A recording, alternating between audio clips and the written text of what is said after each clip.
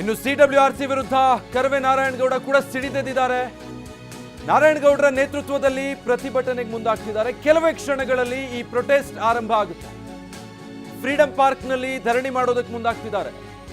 CWRC ಅವೈಜ್ಞಾನಿಕ ಆದೇಶವನ್ನ ವಿರೋಧಿಸಿ ಇದನ್ನ ಹಿಂಪಡಿಬೇಕು ಅಂತ ಹೇಳಿ ಪಟ್ಟು ಹಿಡಿದು ಪ್ರತಿಭಟನೆಗೆ ಮುಂದಾಗ್ತಿದ್ದಾರೆ. ಇವತ್ತು 15 ದಿವಸಗಳ ಕಾಲ 4.5 TMC ನೀರನ್ನ ಎಲ್ಲಿಂದ ನಾವು ಕೊಡಲಿಕ್ಕೆ ಸಾಧ್ಯ? ಇವತ್ತು ನಮ್ಮ ಡ್ಯಾಮ್ಗಳಲ್ಲಿ ಇರೋದೇ 12 TMC. ಒಂದು ಬೆಂಗಳೂರಿಗೆ ತಿಂಗಳಿಗೆ 3 TMC ನೀರು ಕುಡಿಲಿಕ್ಕೆ ಬೇಕಾಗಿದೆ. ಕುಡಿಲಿಕ್ಕೆ ನೀರಿಲ್ಲದೆ ಇರುವಾಗ ತಮಿಳುನಾಡಿಗೆ ವ್ಯವಸಾಯಕ್ಕೆ ನೀರು ಕೊಡಿ ಅಂತ ಕೇಳೋದ್ರಲ್ಲಿ, ಆದೇಶ ಮಾಡೋದ್ರಲ್ಲಿ ಏನು ಅರ್ಥ ಇದೆ ಅನ್ನೋದನ್ನ ನಾವು ತೀರ್ಮಾನವನ್ನು ಮಾಡಬೇಕಾಗುತ್ತೆ. ತಮಿಳುನಾಡಿನ ರಾಜಕೀಯ ಪಕ್ಷಗಳು ಪದೇ ಪದೇ ಕೇಂದ್ರದ ಲಾಬಿ ಮಾಡಿ ನಮ್ಮ ಮೇಲೆ ಇಂಥ ಮರಣ ಶಾಸನವನ್ನು ಬರೀಲಿಕ್ಕೆ ಸಂಚು ಮಾಡೋದಾದರೆ ನಾವು ರಾಜ್ಯ ಸರ್ಕಾರ ಸರಿಯಾಗಿ ಅವರಿಗೆ ಉತ್ತರವನ್ನು ಕೊಡಬೇಕಾಗುತ್ತೆ. ತಕ್ಷಣ ರಾಜ್ಯ ಸರ್ಕಾರ ಕಾವೇರಿ ನೀರು ನಿವಾರಣಾ ಪ್ರಾಧಿಕಾರದ ಮುಂದೆ ನಮ್ಮ ಮನವಿಯನ್ನು ಸಲ್ಲಿಸಬೇಕಾಗುತ್ತೆ. ಇವತ್ತಿನ ಸಂದರ್ಭದಲ್ಲಿ ನಮ್ಮ ಯಾವ ಡ್ಯಾಮುಗಳಲ್ಲಿ, ಅದು KRS ಇರ್ಬೋದು, ಕಬಿನಿ ಇರಬಹುದು, ಹಾಗೆ ಆರಂಗಿ ಡ್ಯಾಮ್ಗಳಲ್ಲೂ ಸಹ ನೀರಿಲ್ಲದ ಕಾರಣ ನಾವು ನೀರು ಕೊಡಲಿಕ್ಕೆ ಸಾಧ್ಯ ಇಲ್ಲ. ಹಾಗಾಗಿ ನಮ್ಮ ಮನವಿಯನ್ನು ಕಾವೇರಿ ನೀರು ನಿವಾರಣಾ ಪ್ರಾಧಿಕಾರದ ಮುಂದೆ ರಾಜ್ಯ ಸರ್ಕಾರ ಸಲ್ಲಿಸಬೇಕಾಗುತ್ತೆ. ಅದನ್ನು ಹೊರತುಪಡಿಸಿ ರಾಜ್ಯ ಸರ್ಕಾರ ಕರ್ನಾಟಕದ ರೈತರ ಹಿತವನ್ನು ಬಲಿ ಕೊಟ್ಟು ನಿಮ್ಮ ರಾಜಕಾರಣಕ್ಕಾಗಿ ಇವತ್ತು ಈ ನಾಡಿನ ರೈತರನ್ನ ನೀವು ಬಲಿ ಕೊಟ್ಟು ನೀರು ಬಿಟ್ಟಿದ್ದೆ. ಆದರೆ 91ರಲ್ಲಿ ಇಡೀ ಕರ್ನಾಟಕದ ಜನ ಹೇಗೆ ಬುಗಿಲೆದ್ರಲ್ಲ ಹಾಗೆ ಬುಗಿಲೆ ಹೇಳಬೇಕಾಗತ್ತೆ.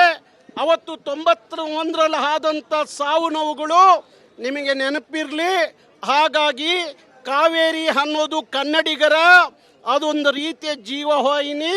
ಅದರ ಜೊತೆಯಲ್ಲಿ ಹುಡುಗಾಟ ಆಡಬಾರ್ದು ರಾಜ್ಯ ಸರ್ಕಾರ ಅಂತ ನಾನು ಹೇಳಲಿಕ್ಕೆ ಇಷ್ಟಪಡ್ತೀನಿ. ಹಾಗಾಗಿ ಇವತ್ತು ಸಾಂಕೇತಿಕವಾಗಿ ಕರ್ನಾಟಕ ರಕ್ಷಣಾ ವೇದಿಕೆ ಪ್ರತಿಭಟನೆಯನ್ನು ಮಾಡ್ತಾ ಇದೆ. ರಾಜ್ಯ ಸರ್ಕಾರ ತೀರ್ಮಾನ, ಕಾವೇರಿ ನಿಯಂತ್ರಣ ಸಮಿತಿಯ ಆದೇಶವನ್ನು ಧಿಕ್ಕರಿಸಿ ನಿಂತ್ಕೋಬೇಕು. 91ರಲ್ಲಿ ಹಾಗೆ ಬಂಗಾರಪ್ಪನವರು ಅವತ್ತು ಆ ತೀರ್ಪನ್ನು ಧಿಕ್ಕರಿಸಿ ನಿಂತರು. ಬಂಗಾರಪ್ಪನವರ ಶಿಷ್ಯ ಅಂತ ಹೇಳಿಕೊಳ್ಳುವಂಥ DK ಶಿವಕುಮಾರ್ ಅವರು ಗುರುಗಳ ಮಾರ್ಗ ಹಿಡಿದ್ರೆ ಕರ್ನಾಟಕದ ಹಿತವನ್ನು ಕಾಪಾಡ್ದಂಗೆ ಆಗುತ್ತೆ. ಅದಕ್ಕೋಸ್ಕರ ಯಾವುದೇ ಕಾರಣಕ್ಕೂ ಕಾವೇರಿ ನಿಯಂತ್ರಣ ಸಮಿತಿಯ ತೀರ್ಪನ್ನು ಧಿಕ್ಕರಿಸಬೇಕು ಅಂತ ಆಗ್ರಹಿಸ್ತೀವಿ. ಅದನ್ನು ಮೀರಿ ನೀರು ಬಿಟ್ಟರೆ ಇಡೀ ಕರ್ನಾಟಕದಲ್ಲಿ ಕರ್ನಾಟಕ ರಕ್ಷಣಾ ವೇದಿಕೆ ಬುಗಿಲಿ ಹೇಳುತ್ತೆ. ಆಗುವ ಅನಾಹುತಕ್ಕೆ ಸರ್ಕಾರವೇ ಹೊಣೆಯನ್ನು ಹೊರಬೇಕಾಗುತ್ತೆ.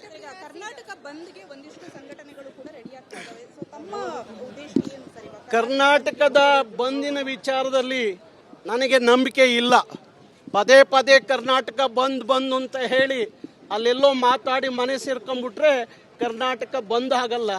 ಹಾಗಾಗಿ ಪ್ರತಿಭಟನೆಗೆ ಅನೇಕ ಮಾರ್ಗಗಳಿದ್ದಾವೆ. ಹಾಗಾಗಿ ಆ ಮಾರ್ಗದಲ್ಲಿ ಪ್ರತಿಭಟನೆಯನ್ನು ಮಾಡಬೇಕಾಗುತ್ತೆ. ಇಡೀ ರಾಜ್ಯವನ್ನು ಎಚ್ಚರಿಸಬೇಕಾಗುತ್ತೆ, ಜಾಗೃತಿ ಮೂಡಿಸಬೇಕಾಗುತ್ತೆ. ಬಂದ್ ಅನ್ನೋದು ಅದು ಬ್ರಹ್ಮಾಸ್ತ್ರ, ಕೊನೆಯ ಅಸ್ತ್ರವಾಗಬೇಕು. ಮಾತಿ ಮುಂಚೆ ಬಾಯಿ ಚಪ್ಪಲಕ್ಕೆ ಬಂದ್ ಅಂತ ಕರೆ ಕೊಡೋದು ಸರಿಯಲ್ಲ. ಹಾಗಾಗಿ ಈ ಅನೇಕ ಹೋರಾಟದಲ್ಲಿ ಇವತ್ತು ಇಡೀ ರಾಜ್ಯದ ಜನರನ್ನ, ಅದರಲ್ಲೂ ಕಾವೇರಿಯ ಪ್ರದೇಶದ ಜನರನ್ನ ನಾವು ಎಚ್ಚರಿಸಬೇಕಾಗುತ್ತೆ, ಜಾಗೃತಿ ಮೂಡಿಸಬೇಕಾಗುತ್ತೆ. ಹಂತವಾಗಿ ಈ ಚಳುವಳಿಯನ್ನು ನಾವು ಕೊಂಡೊಯ್ಯಬೇಕಾಗುತ್ತೆ. ಅದಕ್ಕೋಸ್ಕರ ಕರ್ನಾಟಕ ರಕ್ಷಣಾ ವೇದಿಕೆ ಇಡೀ ರಾಜ್ಯದಲ್ಲಿ ಎಲ್ಲ ಜಿಲ್ಲಾ ಕೇಂದ್ರಗಳಲ್ಲಿ ಈ ಚಳುವಳಿಯನ್ನು ಪ್ರಾರಂಭ ಮಾಡ್ತಾ ಇದ್ದೀವಿ. ಇವತ್ತು ನಾಳೆ ಎಲ್ಲ ಜಿಲ್ಲಾ ಕೇಂದ್ರಗಳಲ್ಲಿ ಕಾವೇರಿ ಹೋರಾಟ ನಡೆಯುತ್ತೆ. ಒಮ್ಮೆ ಇಂದೆಲ್ಲ ಉತ್ತರದ ಕರ್ನಾಟಕದಲ್ಲಿ ಕಾವೇರಿ ವಿಚಾರದಲ್ಲಿ ಚಳುವಳಿ ನಡೀತಿರಲಿಲ್ಲ. ಹಾಗೆ ಈಗ ಹಾಗಿಲ್ಲ. ಈಗ ಎಲ್ಲ ಜಿಲ್ಲೆಗಳಲ್ಲೂ ಕರವೇ ಕಾರ್ಯಕರ್ತರು ಕಾವೇರಿ ವಿಚಾರದಲ್ಲಿ ಬುಗಿಲೇಳುವಂಥದ್ದು ತೀರ್ಮಾನವನ್ನು ಮಾಡಿದ್ದಾರೆ. ನಾನು ಮತ್ತೊಮ್ಮೆ ರಾಜ್ಯ ಸರ್ಕಾರಕ್ಕೆ ಎಚ್ಚರಿಕೆಯನ್ನು ಕೊಡ್ತಾ ಇದ್ದೀನಿ. ನಿಮ್ಮ ರಾಜಕೀಯ ಹಿತಕ್ಕಾಗಿ ರಾಜ್ಯದ ಹಿತವನ್ನು ಬಲಿ ಕೊಡಬೇಡಿ ಅಂತ ಹೇಳಿ DK ಶಿವಕುಮಾರ್ ಅವರಿಗೆ ಎಚ್ಚರಿಸುವಂತ ಕೆಲಸವನ್ನ ಮಾಡ್ತಾ ಇದ್ದೀನಿ. ಸೊ ಈ ರೀತಿ ಎಲ್ಲೆಲ್ಲೂ ಕೂಡ ಕಾವೇರಿಯ ಕಿಚ್ಚು ಹೆಚ್ಚಾಗ್ತಾ ಇದೆ. ಪ್ರತಿಭಟನೆಗಳು ಕೂಡ ಬಹುತೇಕ ಕಡೆಗಳಲ್ಲಿ ಶುರುವಾಗ್ತಾ ಇರೋದನ್ನು ನಾವು ಗಮನಿಸ್ತಾ ಇದ್ವಿ. ಈಗಷ್ಟೇ ನಾರಾಯಣಗೌಡರು ಕೂಡ ಮಾತಾಡೋದನ್ನು ನಾವು ಕೇಳ್ತಾ ಇದ್ವಿ. ಫ್ರೀಡಂ ಪಾರ್ಕಲ್ಲಿ ಆರಂಭ ಆಗಿದೆ, ಹಾಗೆ ಬೇರೆ ಬೇರೆ ಕಡೆಗಳಲ್ಲೂ ಕೂಡ ಆರಂಭ ಆಗುತ್ತೆ. ಎಲ್ಲ ಜಿಲ್ಲಾ ಕೇಂದ್ರಗಳಲ್ಲೂ ಕೂಡ ಇವತ್ತು ಮತ್ತೆ ನಾಳೆ ಪ್ರತಿಭಟನೆ ಮಾಡ್ತೀವಿ ಅನ್ನೋದನ್ನು ಹೇಳ್ತಾ ಇದ್ರು. ಅಂದರೆ ರಾಜ್ಯದಲ್ಲಿ ನೋಡಿದ್ರೆ ಕುಡಿಯುವ ನೀರು ಮುಂದಿನ ದಿನದಲ್ಲಿ ಹೇಗಪ್ಪ ಅನ್ನೋ ಆತಂಕ ಇದೆ. ಈಗಾಗಲೇ ರೈತರಿಗೆ ಯಾವುದೇ ಕಾರಣಕ್ಕೂ ಜಲಾಶಯಗಳಲ್ಲಿರುವಂಥ ನೀರನ್ನು ನಂಬಿ ನೀವು ಕೃಷಿಗೆ ಕೈ ಹಾಕಲೇಬೇಡಿ ಅಂತ ಹೇಳಿದ್ದಾರೆ. ಆದರೆ ಈಗಿರುವಂಥ ನೀರನ್ನು ತಮಿಳುನಾಡಿಗೆ ಬಿಡೋದು ಅಂದರೆ ಇದು ಎಷ್ಟು ಸರಿ? ರಾಜ್ಯದ ರೈತರ, ರಾಜ್ಯದ ಜನರ ಹಿತ ಕಾಯುವಂಥ ಹೊಣೆ ರಾಜ್ಯ ಸರ್ಕಾರದ ಮೇಲಿದೆ.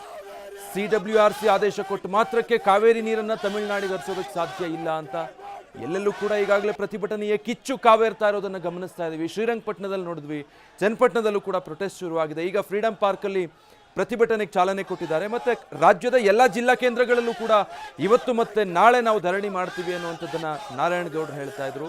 ಪ್ರತಿಭಟನೆಗಳು ಇನ್ನಷ್ಟು ತೀವ್ರಗೊಳ್ತಾ ಹೋಗುತ್ತೆ. ಒಂದು ವೇಳೆ ರಾಜ್ಯ ಸರ್ಕಾರ ರಾಜ್ಯದ ಜನರ, ಕಾವೇರಿ ಕೊಳ್ಳದ ರೈತರ ಹಿತದೃಷ್ಟಿಯ ಗಮನದಲ್ಲಿಟ್ಕೊಂಡು ನಿರ್ಧಾರಗಳನ್ನು ಕೈಗೊಳ್ಳಿಲ್ಲ ಅಂತಾದರೆ ಉಗ್ರ ಪ್ರತಿಭಟನೆಯನ್ನು ಎದುರಿಸಬೇಕಾಗತ್ತೆ ಅನ್ನುವಂಥ ಎಚ್ಚರಿಕೆಯನ್ನು ಪ್ರತಿಭಟನಾಕಾರರು ನೇರವಾಗಿ ರವಾನೆ ಮಾಡ್ತಿದ್ದಾರೆ. ಇದು ರಾಜಧಾನಿ ಬೆಂಗಳೂರಲ್ಲಿ ನಡೀತಾ ಇರುವಂತಹ ಪ್ರೊಟೆಸ್ಟ್ ನೀವೀಗ ನೋಡ್ತಾ ಇರೋ ದೃಶ್ಯಗಳು.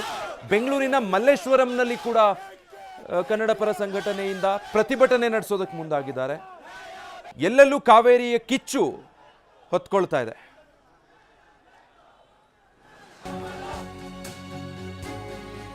ತಮಿಳುನಾಡಿಗೆ ಕಾವೇರಿ ನೀರು ಬಿಡೋ ಆದೇಶಕ್ಕೆ ಆಕ್ರೋಶ ವ್ಯಕ್ತವಾಗ್ತಾ ಇದೆ. ಜುಲೈ 31ರಂದು ಪ್ರತಿಭಟನೆ ಮಾಡೋದಕ್ಕೆ ಬಿಜೆಪಿ ನಿರ್ಧಾರ ಮಾಡಿದೆ. ಮಂಡ್ಯದಲ್ಲಿ ಪ್ರತಿಭಟನೆ ಮಾಡೋದಕ್ಕೆ ಬಿಜೆಪಿ ನಾಯಕರು ತೀರ್ಮಾನ ಮಾಡಿದ್ದಾರೆ. ಭಾರತೀಯ ಜನತಾ ಪಾರ್ಟಿ